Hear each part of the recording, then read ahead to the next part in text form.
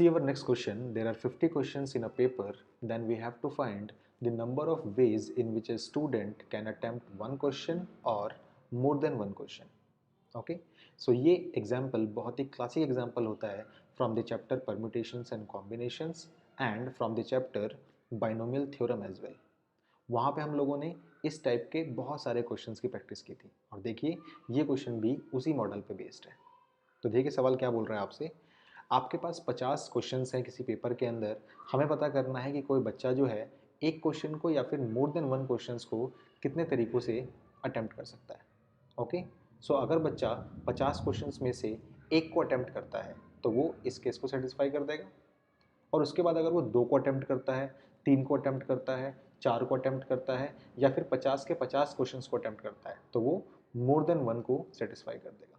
Okay इसका मतलब ध्यान से देखिए, अगर बच्चे ने 50 में से कोई एक क्वेश्चन अटेम्प्ट कर दिया तो उसने वन क्वेश्चन को अटेम्प्ट करने वाले केस को सेटिस्फाई कर दिया। यहाँ पे लगा हुआ है और का मतलब हमें प्लस करना है क्या, मोर देन वन क्वेश्चन को अटेम्प्ट करने के तरीके, यानी कि 50 में से वो दो क्वेश्चन को अटेम्प्ट कर ले, या फिर 50 में से वो तीन क्वेश्चन को अटेम्प्ट कर ले, या फिर 50 में से वो चार क्वेश्चन को अटेम्प्ट कर ले, एंड सो ऑन 50 में से वो 50 क्वेश्चन को अटेम्प्ट कर ले। तो इस क्वेश्चन ने हमसे पूछा है इन सबको सम अप करके कितनी नंबर ऑफ वेज आपके पास आएंगी।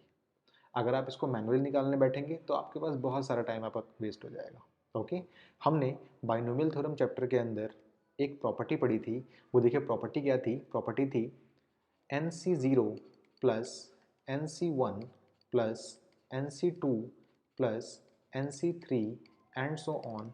आप लोग अगर NCN तक जाएंगे यानी कि सारे के सारे बाइनोमियल कोफिशिएंट्स का अगर आप सम निकालेंगे तो आपके पास इसका आंसर हमेशा आता है 2 raise to the power n। ये कैसे आता है, ये एक्चुअली सीरीज़ जो होती है वो 1 प्लस 1 की होल पावर n का एक्सपेंशन होता है by using binomial theorem. Okay so अगर आपको जानना है तो प्लीज़ लेक्चर वीडियोस को देखिएगा, वहाँ पे आप लोगों को इसका एक्सपेंशन मैंने सिखाया किस तरीके से होता है, और इसके ऊपर बेस्ड और भी बहुत सारे रिजल्ट मैंने आपको बताए हैं। ये तो उसमें से सिर्फ एक फॉर्मूला है। ओके तो ध्यान से देखिए, हम लोगों को एक्चुअली ये पूरे पार्ट का सम निकालना है, इस पूरे पार्ट का हमें सम निकालना है। अगर मैं इसी सवाल को n की जगह 50 रख के देखूँ तो देखिए क्या बनेगा आपके पास, 50C0 plus 50C1 plus 50C2 and so on plus 50C। 50 का जो आंसर आपके पास आएगा वो आएगा 2 रेज़ टू द पावर 50। आप लोगों को एक्चुअली इस वाले पार्ट का सम चाहिए। अगर आपको इस वाले पार्ट का सम चाहिए, इसका मतलब अगर ये पूरा मिला के 2 रेज़ टू द पावर 50 है तो इतने से पार्ट का आंसर क्या होगा, 2 रेज़ टू द पावर 50 में से आप इस वाले पार्ट को माइनस कर दें। ओके सो क्या हम बोल सकते हैं 50C1 plus 50C2 plus and so on 50C50 can be written as 50C50 can be written as 2 raise to the power 50 minus 50C0।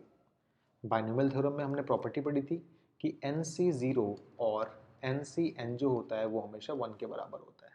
So I can write this complete thing as 2 raise to the power 50 minus 1। Check करते हैं हमारे पास कोई option है ऐसा, तो देखिए first option ही हमारे पास इससे मैच कर रहा है। ओके सो इस क्वेश्चन का जो है ऑप्शन वो है ऑप्शन नंबर ए।